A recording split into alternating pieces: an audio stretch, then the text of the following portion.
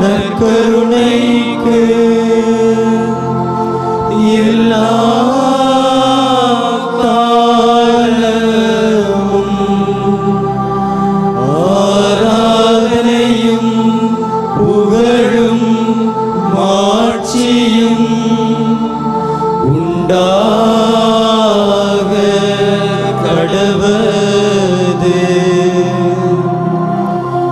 நிலையான புகழுக்குரிய தூய்மை மிகு நற்கருணைக்கு எல்லா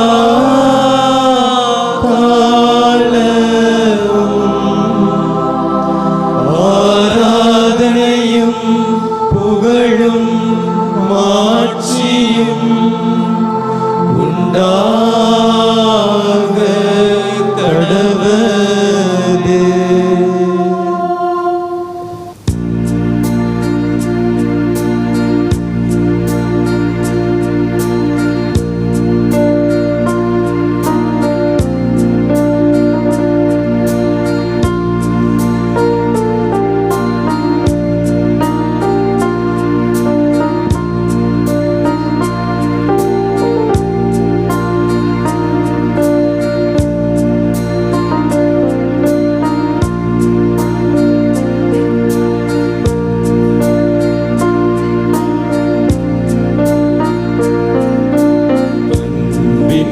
தேவனர் கருணையிலே அழியா புகழோடு வாழ்பவரே, அன்பு பாதையில் வழி நடந்தே அடியோர் வாழ்ந்திட துணை செய்வீர். அன்பின் தேவனர் கருணையிலே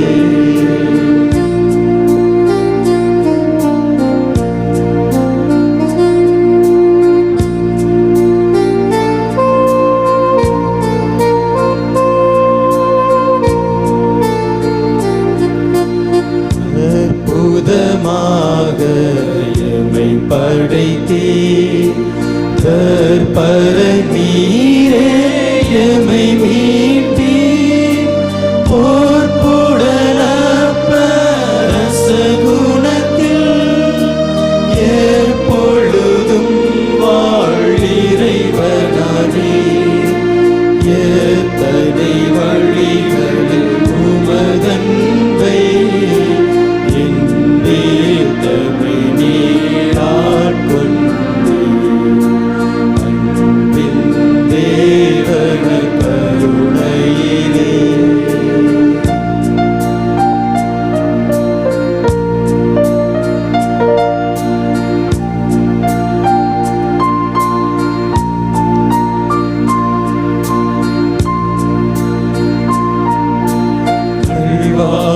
மலையின் சிகரமதில் கனிவுடன் தினம் எமை நிலை நிறுத்தும் நற்கருணை விசுவாசமதில்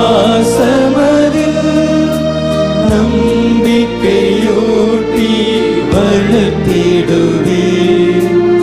இளமையின் பொலிவாழ் திகழ் திருச்சபையும் யாவரும் வாழ தயை புரிவீர். அன்பின் தேவனர் கருணையிலே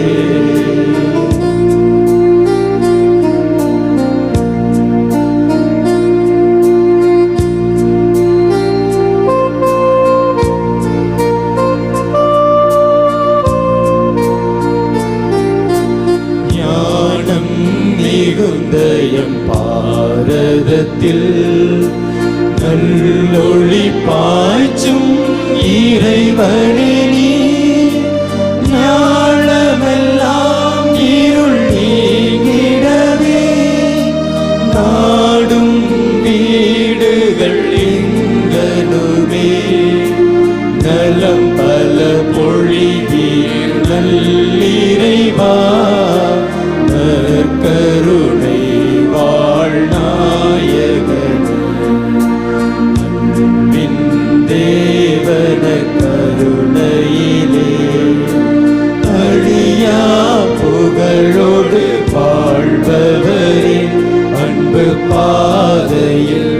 வழி நடந்தே அடியோர் வாழ்ந்திட துணை செய்வேன். அன்பின் தேவன கருணையிலே. மலைகளை நோக்கி என் கண்களை உயர்த்தினேன். எனக்கு உதவி எங்கிருந்து வரும் என்றேன். எனக்கு உதவி ஆண்டவரிடமிருந்தே வரும். திருப்பாடல் ஆசிரியர் இறைவனுடைய அருட்துணையின் மகிமையை எடுத்துக் கூறுகிறார். ஆற்றலும் கற்பாரையும் கோட்டையுமானவர் என் ஆண்டவர். இதோ நமக்கு முன்பாக உயிருள்ள பிரசன்னத்திலே, இந்த பலி பீடத்திலே எழுந்தருளி நம்மை சந்திக்க வந்திருக்கிறார். உன்னை காண வந்திருக்கிறேன், உன்னோடு பேச வந்திருக்கிறேன், உன்னுடைய தேவைகளை சந்திக்க வந்திருக்கிறேன். என்னோடு நீ பேசுவாயா? என்னோடு நீ உரையாடுவாயா? உன்னுடைய உள்ளத்தை திறப்பாயா? நான் இதோ உனக்காக வந்திருக்கிறேன் என்று உயிருள்ள பிரசன்னமாகிய இந்த திவ்ய நற்கருணை பிரசன்னத்தில் ஆண்டவர் நம்மிடத்தில் வந்திருக்கிறார். கல்வாரி பீடத்தில் தன்னுடைய இன்னுயிரை தந்து இந்த மனுக்குலத்தின் மீட்புக்காக தன்னையே தாரை வார்த்து கொண்ட இறைவன் நம்மை சந்திக்க வந்திருக்கிறார். தொடக்கத்திலிருந்து நாம் இறைவனுடைய செயல்பாடுகளை காண்கிற போது இஸ்ராயேல் மக்களை அடிக்கடி சந்தித்த இறைவன், என் மக்களின் கூக்குரலை நான் கேட்டேன், அது என் காதுகளை இட்டியது என்று சொல்லுகிற இறைவன், இதோ உன் சகோதரரின் இரத்தம் என் கண் முன்பாக நிற்கிறது, அது என்னிடத்திலே முறையிடுகிறது என்று சொன்ன இறைவன், என் மக்களின் அவல நிலையை நான் கண்டேன் என்று சீனாய் மலையிலிருந்து மோசே இடத்திலே குரல் எழுப்பிய இறைவன், போ என் மக்களை மீட்டுக் கொண்டு வா, பார்வோனின் அடிமைத்தனத்திலிருந்து மீட்டுக் கொண்டு வா என்று மோசேயை அனுப்பிய இறைவன் இறைவாக்கினர்களுக்கு கட்டளையிட்டு, என் மக்களை தேற்றிவிடு, அவர்களுடைய குறைகளை போக்கிவிடு, அவர்களுக்கு நல் வழியை காட்டிவிடு என்று கட்டளையிட்டு அனுப்பிய இறைவன் நம்மை சந்திப்பதற்காக, மனுக்குலத்தின் மீட்புக்காக ஒரு ஏழை குழந்தையாய் அடிமையின் தன்மை பூண்டு ஏழை தாய்க்கு மகனாக எளிமையான கோலத்திலே மாட்டு தொழுவத்திலே பிறந்து வந்த மாபரன் நம் ஆண்டவர்.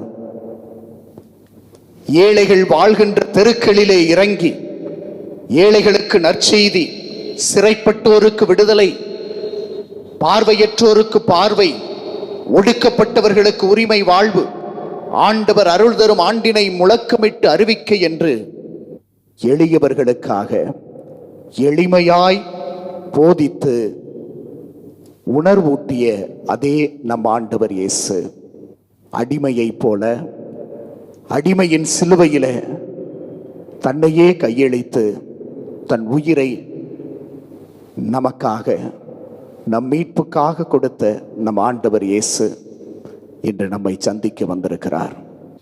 இந்த உலக சூழ்நிலையில பல்வேறு மன போராட்டங்கள், உடல் ரீதியான நோய் நோக்காடுகளிலே சிக்கொண்டிருக்கிற இந்த உலகத்தினுடைய உடல் போராட்டம் சமூகத்திலே பல்வேறு பிரிவினைகளை ஏற்படுத்தி வைத்து ஒடுக்கி அடக்கி அமுக்கி கொண்டிருக்கிற இந்த சமூகத்தோடு போராட்டம். இத்தனை போராட்டங்களின் மத்தியிலே எங்களுக்கு யார் இருக்கிறார்? எங்களுக்கு யார் இருக்கிறார்? ஆண்டவரே, நாங்கள் யாரிடம் போவோம்? இதோ இஸ்ராயேல் மக்கள் கூக்குரலிட்டது போல, இதோ இந்த உலகத்திலே வாழ்கின்ற நாமும் ஆண்டவரை நோக்கி திரும்பி இருக்கிறோம். எங்களுக்கு உதவி ஆண்டவரிடமிருந்து வரும் என்று ஆண்டவரை நோக்கி இருக்கிறோம். அவருடைய பிரசன்னம் உயிருள்ள பிரசன்னமாய் நம் மத்தியில் இருக்கிறது. அவருடைய பாதத்தில் நாம் இருக்கிறோம். அஞ்சாதீர்கள், நான் உங்களோடு இருக்கிறேன். நான் உங்களை கண்ணோக்கி கொண்டிருக்கிறேன், உங்களோடு பயணித்துக் கொண்டிருக்கிறேன். கடுமையான இந்த போராட்டத்தினுடைய காலத்திலே நமக்கு உதவி ஆண்டவரிடமிருந்து மட்டுமே வரும். கலக்கம் வேண்டாம், கவலை வேண்டாம், கண்ணீர் வேண்டாம், துயரம் வேண்டாம், துன்பம் வேண்டாம். போராட கற்றுக்கொள்ள இறைவன் நமக்கு கற்றுத்தர வந்திருக்கிறார். மத்தேயு நற்செய்தி 11வது அதிகாரம் 28 முதல் 30 வசனங்கள் இப்படி சொல்லுகிறது. பெரும் சுமை சுமந்து சோர்ந்திருப்பவர்களே, எல்லோரும் என்னிடத்தில் வாருங்கள், உங்களுக்கு நான் இளைப்பாறுதல் தருவேன்.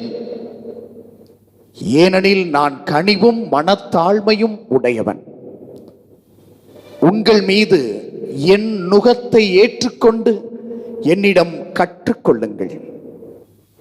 நம்மளா உடல்ல தாங்கிக்கிட்டு இருக்கிற உடல் உபாதைகள், மனசுல இருக்கின்ற காயங்கள், குடும்பத்தில் இருக்கிற பிரச்சனைகள், சமூகத்தில் இருக்கிற சுமைகள், பொருளாதார கடன் சுமைகள், எத்தனையோ காரியங்கள் நம்மை அழுத்தி கொண்டு அடிமைப்படுத்தி கொண்டு நம்மை அச்சுறுத்தி கொண்டிருக்கிற இந்த நேரத்திலே ஆண்டவரிடத்திலே வாருங்கள். உங்களுக்கு இளைப்பாறுதல் உண்டு, மன அமைதி உண்டு, நிறைவு உண்டு. ஆனால் ஆண்டவர் நம்மை எதற்கு அழைத்து வந்திருக்கிறார் தெரியுமா? இறக்கி வைத்து விட்டு போய்விடுவதற்காக அல்ல. உங்கள் சுமைகளை இறக்கி வைத்து விடுங்கள், உங்கள் கஷ்டங்களை எல்லாம் ஆண்டவரிடத்திலே போட்டு விடுங்கள். அவர் நமக்கு ஒரு இனிமையான ஒரு சுமையை தரப்போகிறார். உங்கள் மீது என் நுகத்தை ஏற்றுக்கொண்டு என்னிடம் கற்றுக்கொள்ளுங்கள்னு சொல்றார். எப்படி சுமப்பது என்று கொடுக்கிறார். போராட கற்றுக் கொடுக்கிறார். இந்த உலகத்திலே பழகிக்கொள்ள கற்றுக் கொடுக்கிறார். எப்படி ஒரு உன்னதமானவனாக, நேர்மையாளனாக, நீதியுள்ளவனாக, அன்புக்குரியவனாக, அமைதி காட்டுகிறவனாக நான் எப்படி வாழ முடியும் என்று இறைவன் எனக்கு கற்றுக் கொடுக்க இந்த ஆராதனைக்கு நம்மை அழைத்து வந்திருக்கிறார். எனவே கவலைகள், கண்ணீர், துயரம், துக்கம் அனைத்தையும் இறைப்பாதத்திலே அர்ப்பணிப்போம். கவலையா, மனசுல சுமையா? கலங்காதே, கலங்காதே மனமே, மருண்டு போகாதே. கண்மலையாய் இருக்கின்ற ஆண்டவர் இயேசு உன்னோடு இருக்கிறார். அதை உணர்ந்து நம்முடைய இதயத்திற்கு நாம் சொல்லுவோம், நீ கலங்காதே மனமே, கண்மலையாம் இயேசு உன்னோடு இருக்கிறார். பாடுவோமா?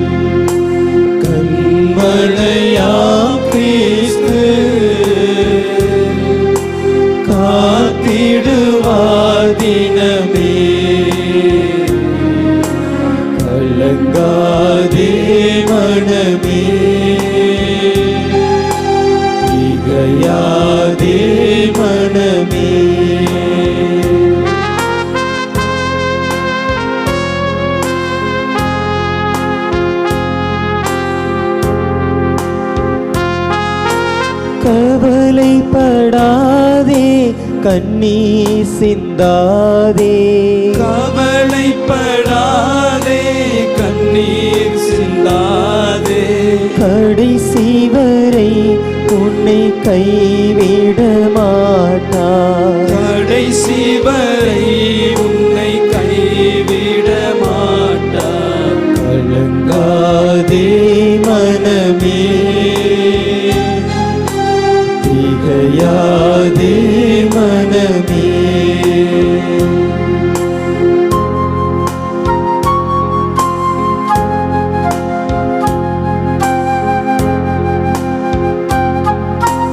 அநாதி தேவனே உனக்கு அடைக்கலம். அநாதி தேவ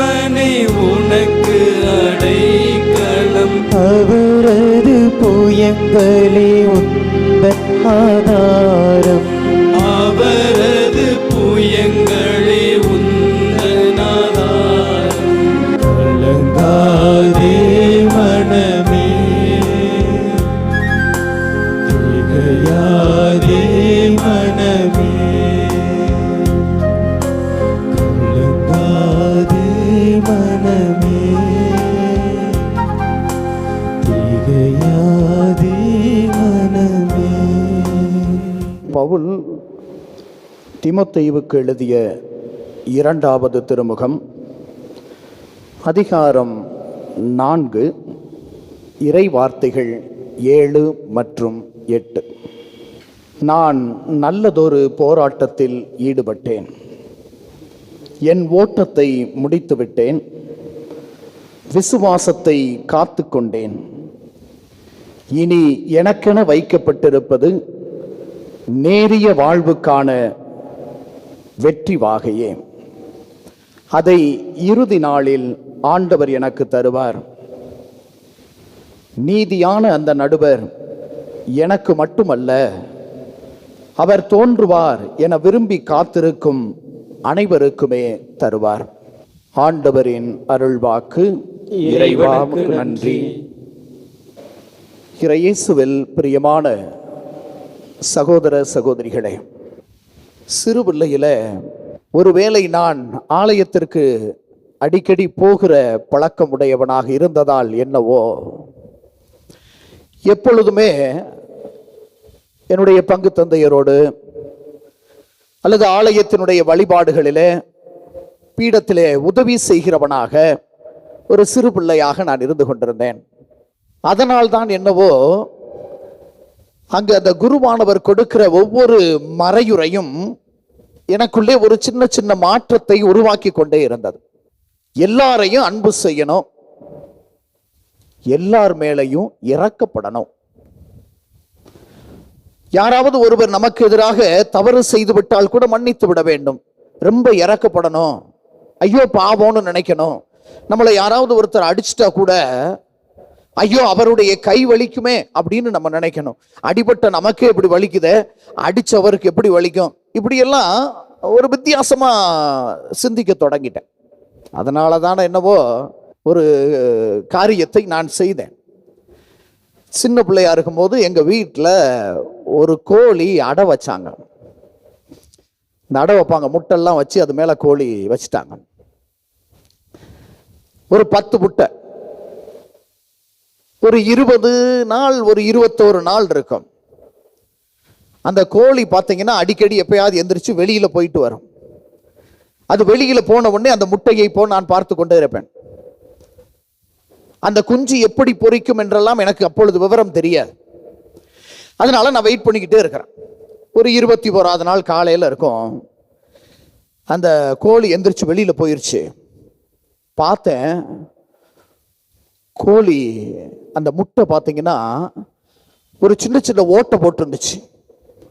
அதை உத்து பார்த்தேன், அதுக்குள்ளே ஒரு சின்ன குஞ்சு கஷ்டப்பட்டு அதை கொத்தி கொண்டிருக்கிறது.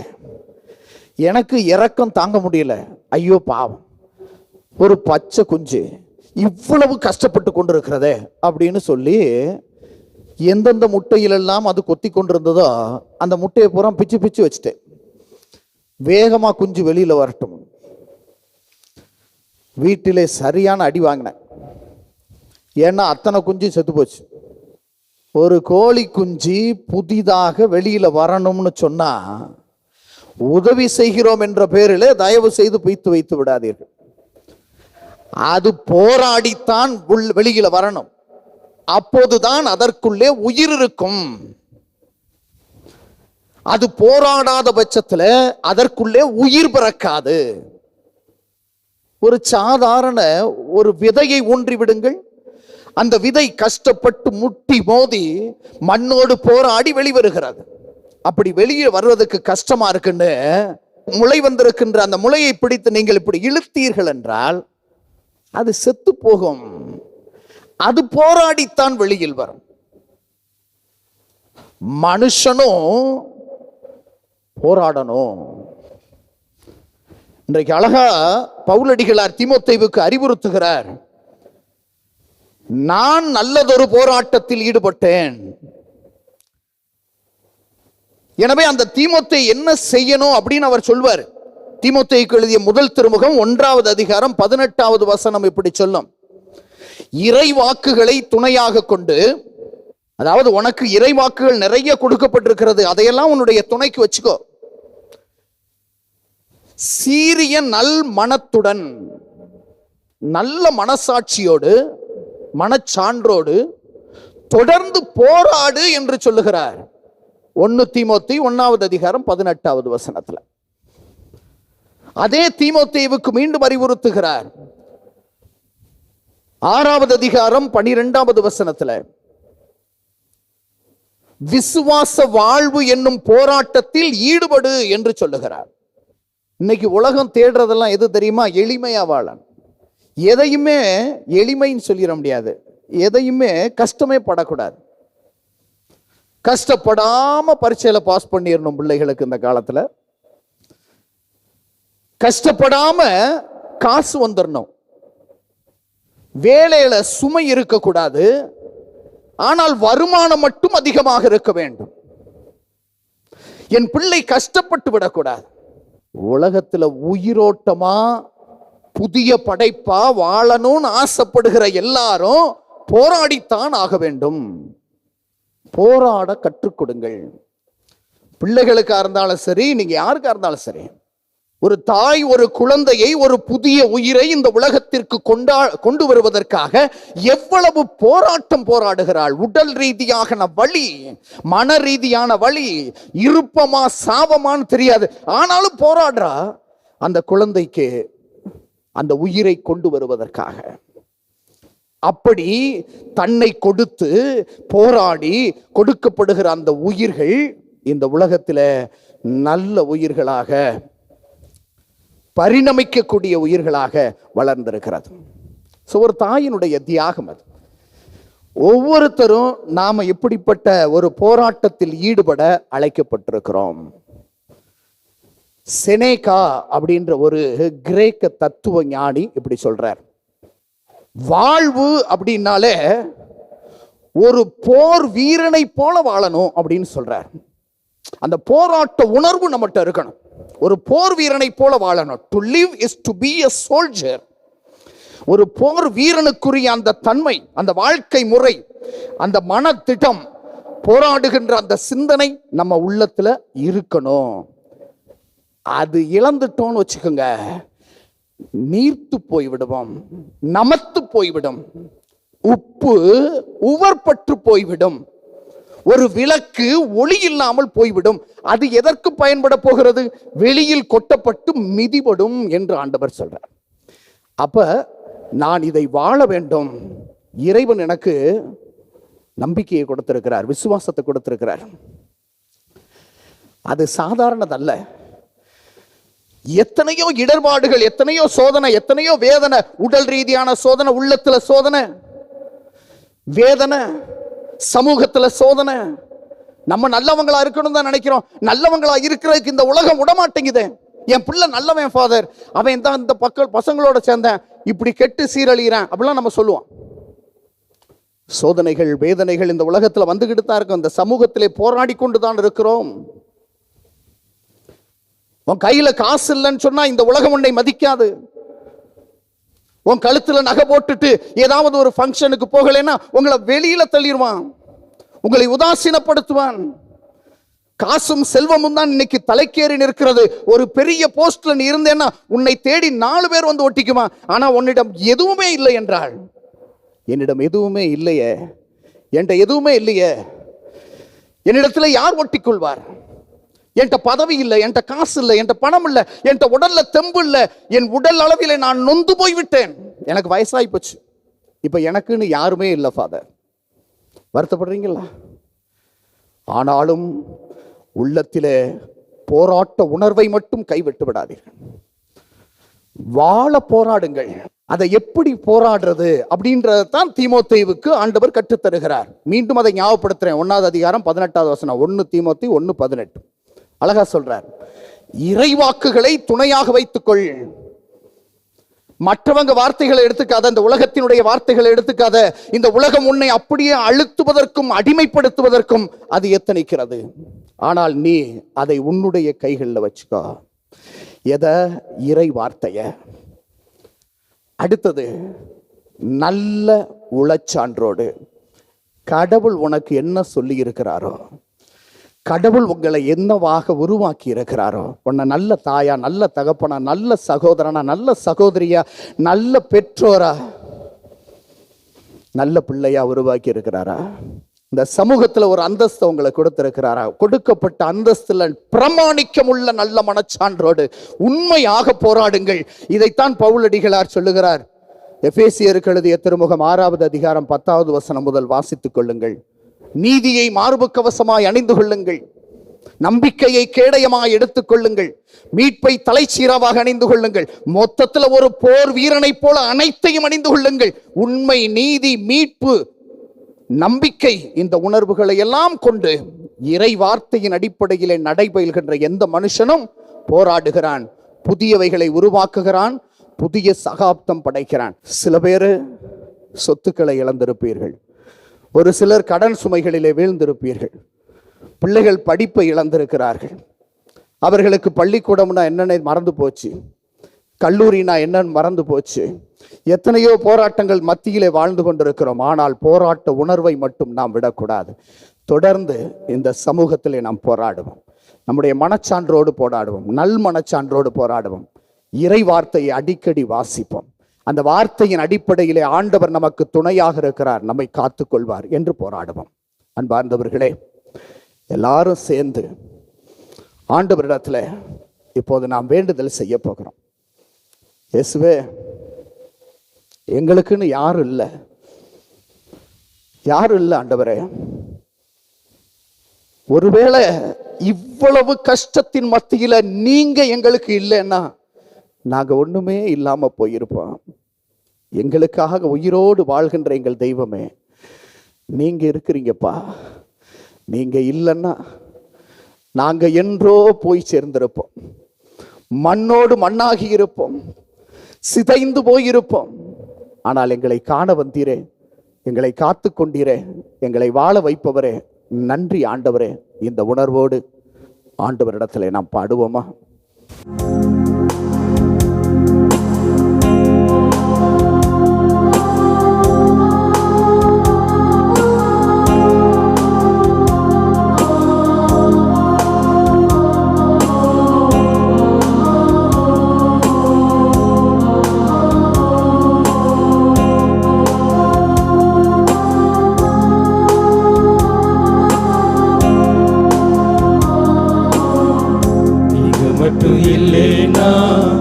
எங்கோ நான் சென்றிருப்பேன், எப்படியோ வாழ்ந்திருப்பேன், மண்ணுக்குள்ள போயிருப்பேன், மறந்தும் போயிருப்பார், மறந்தே போயிருப்பார். நீங்க மட்டும் இல்லைனா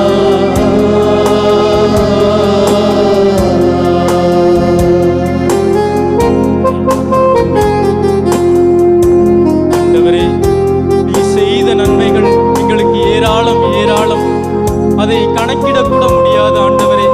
நீ செய்த நன்மைகள் ஒன்றா இரண்டா, நாங்கள் எதையெல்லாம் சொல்லுவோம் ஆண்டவரே. நீர் எங்களுக்கு ஏராளமான நன்மைகளை செய்து கொண்டிருக்கிறேன். நாங்கள் பிறந்த நாள் முதல் இந்த நாள் வரை நாங்கள் உயிர் வாழ்ந்து கொண்டிருக்கிறோம் என்றால் அது உம்முடைய கிருபையால் தான் இயேசுவே. அதற்காக உமக்கு நன்றி இயேசுவே. நாங்கள் ஒவ்வொரு முறையும் உமக்கு எதிராக பாவம் செய்கின்ற பொழுது அந்த பாவத்திலிருந்து நீர் எங்களை தூக்கி எடுத்து மீண்டும் மீண்டுமாக எங்களை தூக்கி எடுத்து எங்களை அந்த பாவ சேற்றை கழுவி விடுகின்றீர் இயேசுவே. அதற்காக உமக்கு நன்றி இயேசுவே. எனவே அனைவரும் தைரியத்தோடு நம்முடைய ஆண்டவர் இயேசுவுக்கு நன்றி கூறுவோமா?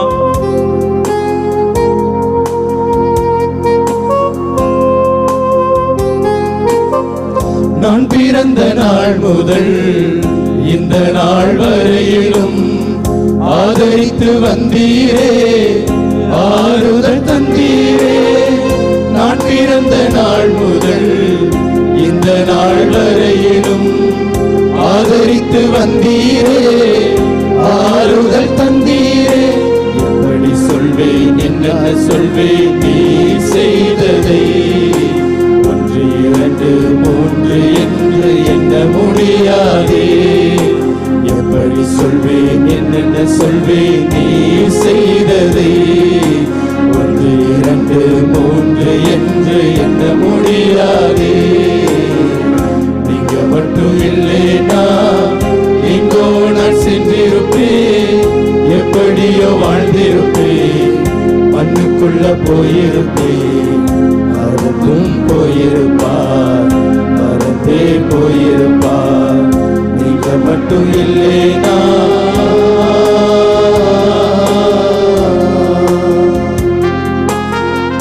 இயேசுவே, எங்கள் உள்ளத்திலே ஏராளமான கேள்விகள் எழுகின்றது. எங்கள் வாழ்க்கை பற்றிய கேள்விகள் எழுகின்றது. இயேசுவே, நாங்கள் படித்து முடித்துவிட்டு அடுத்ததாக என்ன செய்வது என்று எங்களுக்கு தெரியவில்லை. இயேசுவே, எங்களுக்கு ஒரு நல்ல வேலை கிடைக்குமா என்று கூட எங்களுக்கு தெரியவில்லை. இயேசுவே, என்னுடைய மனதிலே பல கேள்விகள் எழுகின்றது. இயேசுவே, அனைத்திற்கும் விடை தாரும். இயேசுவே, எங்கள் குடும்பங்களிலே பல ஏராளமான பிரச்சனைகள், இந்த பிரச்சனைகள் அனைத்தும் எப்பொழுது தீர்வடைய போகிறது, இதற்கு ஒரு முடிவே இல்லையா என்று நாங்கள் ஏங்கி தவிக்கின்ற பொழுது, நீர் எங்களுக்கு ஒரு தந்தையை போலவும் தாயை போலவும் வந்து எங்களை தேற்றி, நான் இருக்கிறேன் அஞ்சாதே என்று கூறி எங்களுக்கு எங்களுடைய போராட்டத்திற்கு நீர் ஒரு நீதியை தந்திருக்கிறீர். இயேசுவே, எனவே அனைவரும் உற்சாகத்தோடு இயேசுவுக்கு நன்றி சொல்வோமா? எத்தனையோ கேள்விகள், ஏதேதோ ஏக்கங்கள், சொல்லவும் முடியல, சொல்லி அழ யாரும் இல்ல. எத்தனையோ கேள்விகள், ஏதேதோ ஏக்கங்கள், சொல்லவும் முடியல, சொல்லி அழ யாரும் இல்ல. எப்படி சொல்வேன் எல்லாவற்றையும் நீ மாற்றினே, நிம்மதி தந்து நித்தம் நடத்தி வாழ வைக்கின்றீர். எப்படி சொல்வேன் எல்லாவற்றையும் நீ மாற்றினீர், நிம்மதி தந்து நித்தம் நடத்தி வாழ வைக்கின்றீர். நீங்க மட்டும் இல்லைனா எங்கோ நான் சென்றிருப்பேன், எப்படியோ வாழ்ந்திருப்பேன், மண்ணுக்குள்ள போயிருப்பேன், மறந்தும் போயிருப்பார், மறந்தே போயிருப்பார். நீங்க மட்டும் இல்லைனா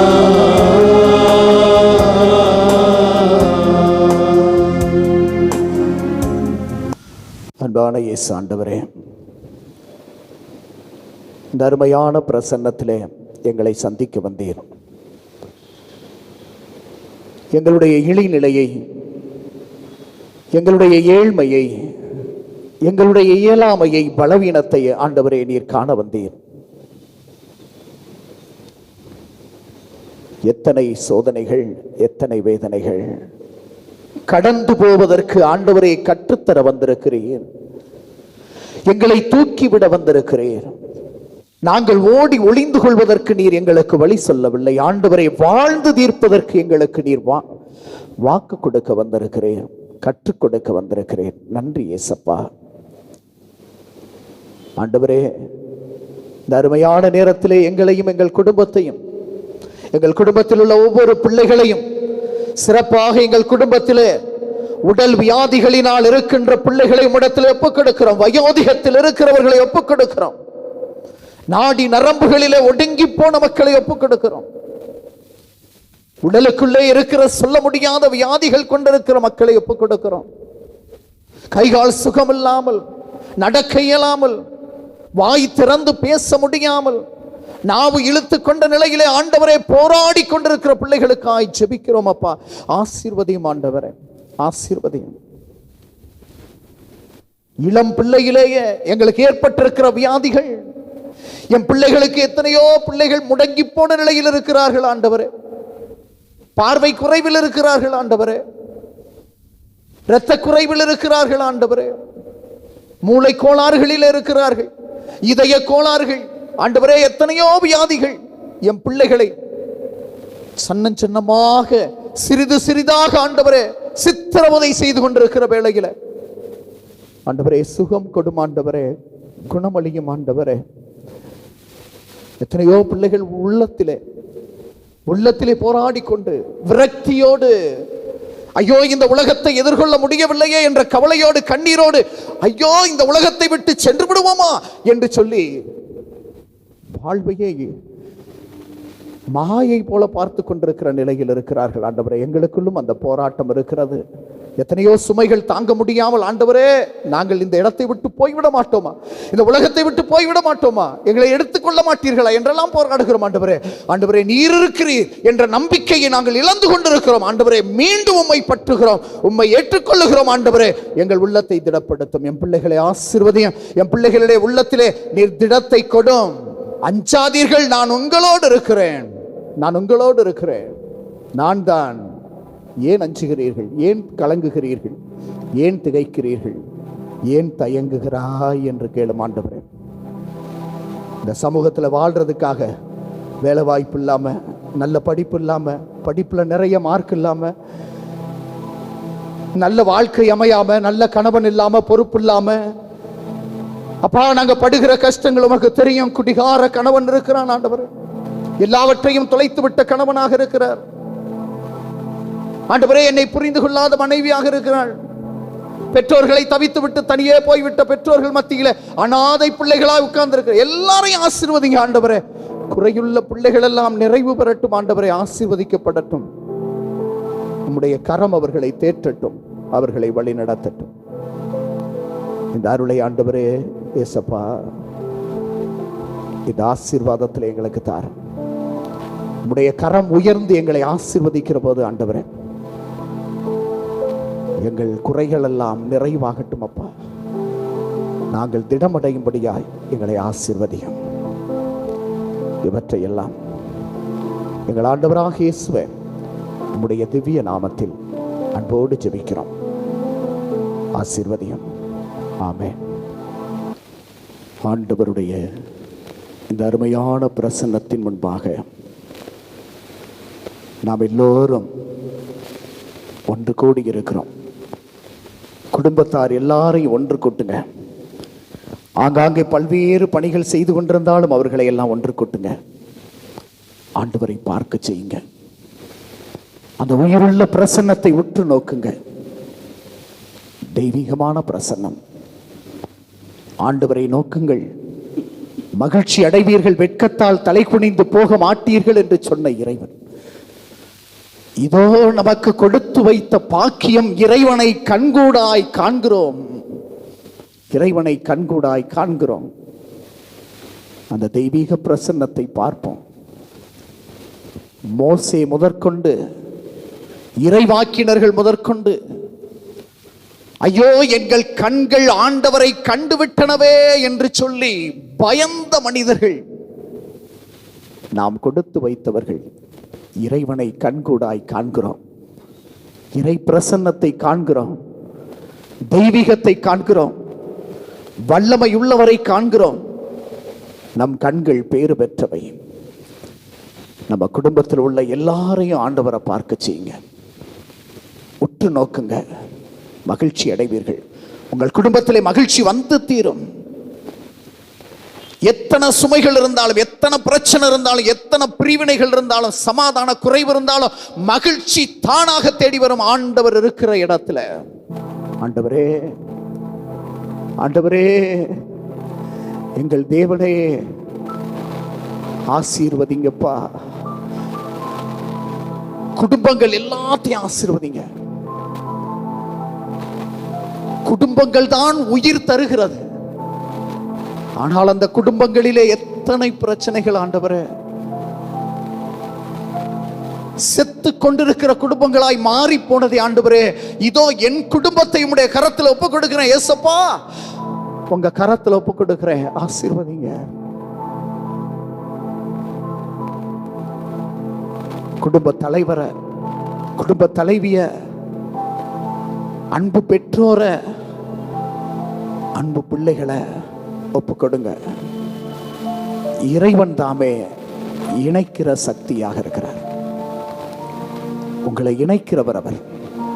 நீங்க ஓடி ஓடி ஒளிஞ்சாலும், வேண்டான்னு சொல்லிட்டு போனாலும் உங்களை மீண்டும் அழைத்து கொண்டு வந்து இணைக்கிறவர் அவர். அப்போஸ்தலர்கள் சிதறி போனார்கள். இயேசு கொல்லப்பட்ட உடனே சிதறி போனார்கள். ஒன்றாய் இருந்த அப்போஸ்தல குடும்பம் இப்பொழுது பிரிந்து போய் கிடக்கிறது. இயேசு ஆண்டவருடைய உயிர்த்த பிரசன்னம் அவர்களை மீண்டும் ஒருங்கிணைப்பதை பார்க்கிறோம். பிரிந்து போன குடும்பங்கள் எல்லாம் ஆண்டவர்கிட்ட வந்துருங்க, ஒப்புக்கொடுங்க. யார் அந்த குடும்பத்தில் மிகவும் பிரச்சனைக்குரியவங்களா இருக்காங்களோ அவங்கள ஆண்டவரை உங்க கையில் ஒப்படைச்சிருக்கிறேன். எனக்கு என் கணவர் வேணும், என் மனைவி வேணும், என் பெற்றோர் வேணும், என் பிள்ளை வேணும். ஆண்டவரே, அந்த பிள்ளை உங்களுக்காக வாழணும்னு ஒப்புக்கொடுங்க. ஆண்டவர் தாமே ஒருங்கிணைக்கிறவராக இருக்கிறார். வல்லமையின் தேவன் அந்த அப்போஸ்தல குடும்பத்தை ஒருங்கிணைச்சு மாதாவை இணைப்பு சக்தியா உள்ள வச்சு ஜெபத்தின் வல்லமையை அங்க கொடுத்து தூய ஆவியானவரை பொழிய செய்தவுடனே அந்த மக்களுக்குள்ள இருக்கிற உணர்வை பாருங்க, உறவை பாருங்க. ஒருவர் ஒருவருக்காக வாழ்கின்ற ஒரு புனித சமூகமாய், புனித குடும்பமாய் மாறினார்கள். நம்ம குடும்பமும் மாறும், புனிதமா மாறும், ஒருங்கிணையும், சக்தியாக மாறும், பக்கத்தில் இருக்கிற எல்லாருக்கும் சாட்சியாய் மாறும். ஆண்டவர்கிட்ட ஒப்பு கொடுங்க. எல்லாரும் ஆண்டவருடைய பிரசன்னத்துல ஒவ்வொரு நாளும் முழந்தாள் படிக்கிட்டு ஆண்டவரே ஒப்பு கொடுக்கிறேன்னு சொல்லுங்க. ஆண்டவர் தாமே ஆசீர்வதிக்கிறவராயிருக்கிறார். கஷ்டத்துல இருந்து நம்மளை நீக்கிடுவார் மட்டும் சும்மா நினைச்சுக்கிட்டு இருக்காங்க. நம்ம கஷ்டத்தை தாண்டுகிறவர்களாக நம்மை மாற்றுவார். எல்லாரும் ஆண்டவரை நோக்கி கரங்களை உயர்த்துங்களேன். 2 கரங்களையும் ஆண்டவரை நோக்கி வைத்துக் கொள்ளுங்களேன். இயேசுவே, இயேசுவே, சொல்ல முடியாத காரியங்கள் எத்தனையோ என் உள்ளத்துல இருக்குப்பா. என் மனச்சான்றுக்கு எதிராக எவ்வளவோ பாவங்களை செய்திருக்கிறேன் ஆண்டவரே. உங்களை விட்டு வெளியில தான் இருக்கிறேன் ஆண்டவரே. உங்களை நினைக்கிறது கூட இல்லை. எனக்கு வருகிற கஷ்டம் அதுதான் என்னை போட்டு அடிமைப்படுத்தி அழுத்தி வைத்திருக்கிறது ஆண்டவரே. ஆண்டவரே, இயேசுவே, எனக்குன்னு யார் இருக்கு ஆண்டவரே? எனக்குன்னு யார் இருக்கிற ஆண்டவரே? சொந்தம் என்று சொல்லிக்கொள்ள யார் யாரோ இருக்கிறாங்கப்பா. ஆனா என்னுடைய கடினமான நேரத்துல யாருமே இல்லை ஆண்டவரே. எல்லாரும் நான் நல்லா இருக்கும்போது எனக்கு சொந்தம் சொல்றாங்க ஆண்டவரே.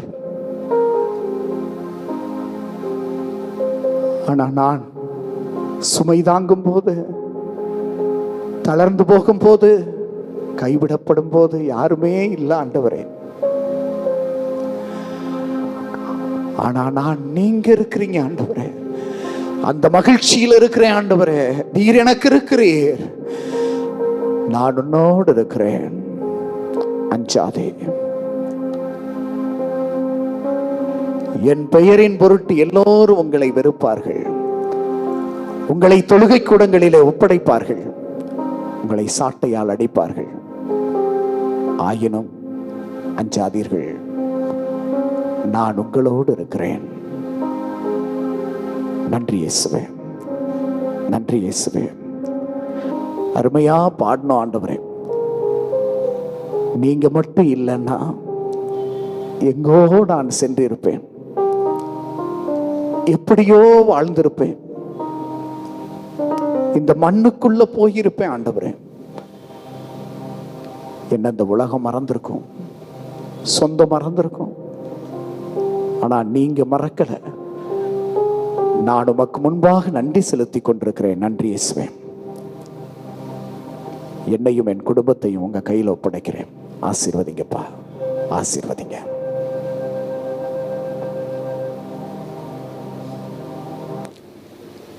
நம்முடைய மனசுல இருக்கிற கஷ்டம், துயரம் எல்லாத்தையும் ஒரு அரை நிமிடம் அப்படியே கண்களை மூடி ஒப்பு கொடுங்களேன். ஒரு அரை நிமிடம் மௌனமாக இறை பிரசன்னம் மட்டும் இருக்கும். இறை பிரசன்னம் மட்டும் நம்ம கண்ணு முன்பாக இருக்கிறது. அதை பார்த்த வண்ணமே உங்களுடைய தேவைகளை எல்லாம் ஆண்டவர்கிட்ட ஒப்பு கொடுங்க. இன்று நீங்கள் நலம் காண்பீர்கள், இந்த இடத்தில் உனக்கு நலம் நல்குவேன் என்று சொல்லுகிறார் ஆண்டவர்.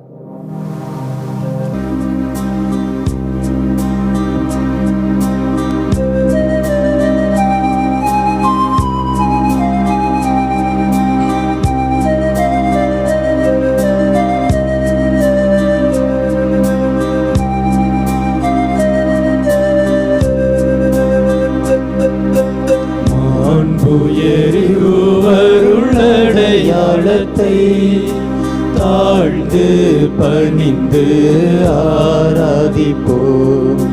பழைய நியம முறைகள் அனைத்தும் இனி மறைந்து முடிவு பெறுக. புதிய நியம முறைகள் வருக. புலன்களாலே மனிதரிதனை அறிய இயலா.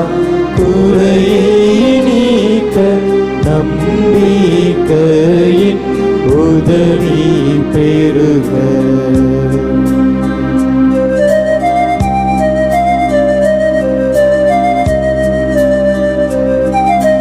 தந்தை அவர்க்கும் மகன் அவர்க்கும் புகழ்ச்சியோடு வெற்றியார்க்கும். மீட்பின் பெருமை மாட்சிமையோடு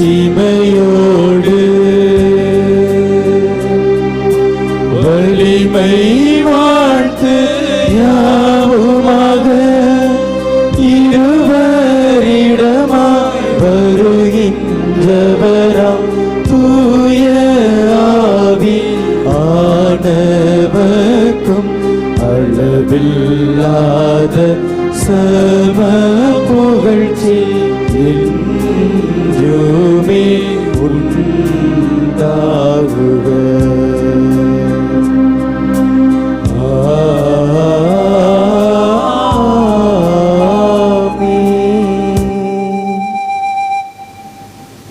மன்றாடுவோமாக.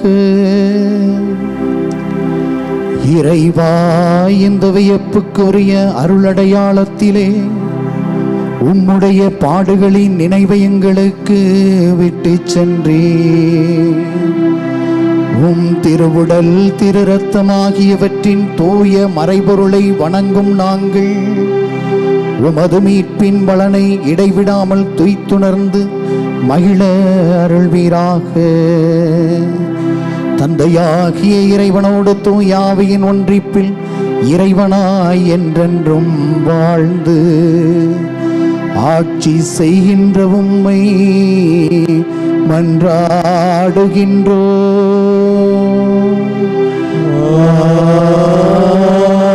ஆமென்.